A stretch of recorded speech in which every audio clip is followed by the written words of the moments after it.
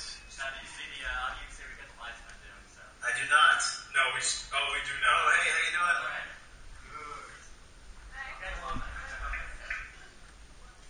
Thank you. all right. It's the front row. Can you see me?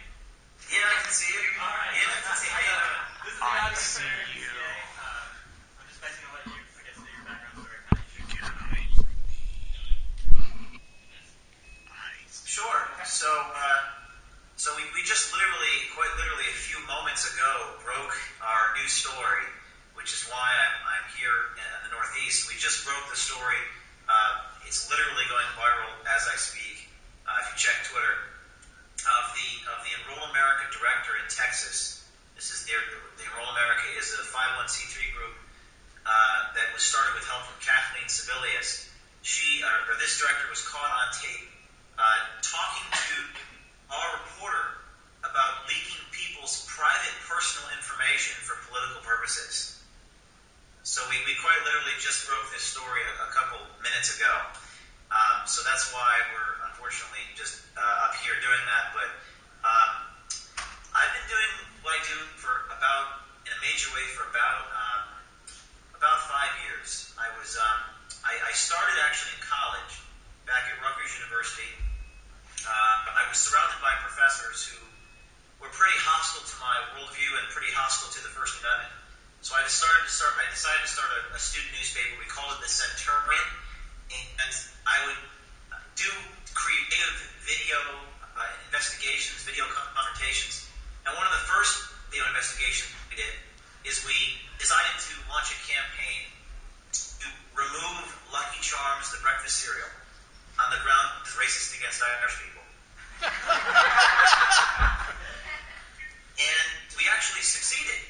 The university actually took the complaint seriously and told us that they would go ahead and remove Lucky Charms.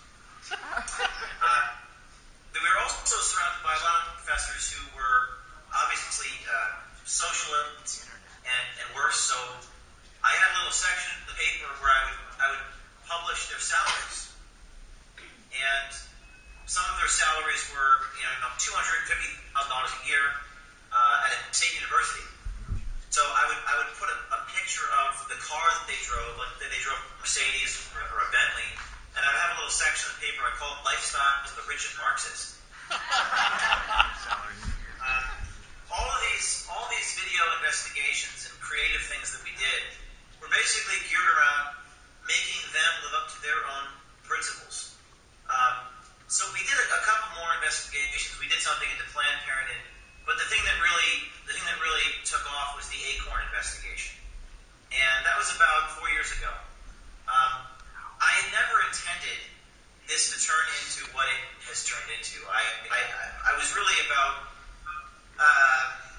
exposing things that were wrong, but I never, in my wildest imagination, thought that these people would entertain a corrupt scheme like they did. They were telling me how to declare underage prostitutes as dependents on tax forms. They were telling us how to declare prostitution activities as a type of dancing. They were telling us to lie on taxes. And if you saw our videos this past week, it was very similar to Acorn. These Obamacare navigators were telling us to lie to the IRS. And the best part about our investigations is that they don't focus on, I guess, what people would think of as conservative narratives or political narratives. They focus on things that everyone agrees it's wrong to lie to the IRS. Everyone agrees it's wrong to exploit children. Everyone agrees it's wrong to defraud the federal government. Even people on the left agree that's wrong. So we try to focus on issues that appeal to everyone. And we try to catch things on tape so that things are undeniable.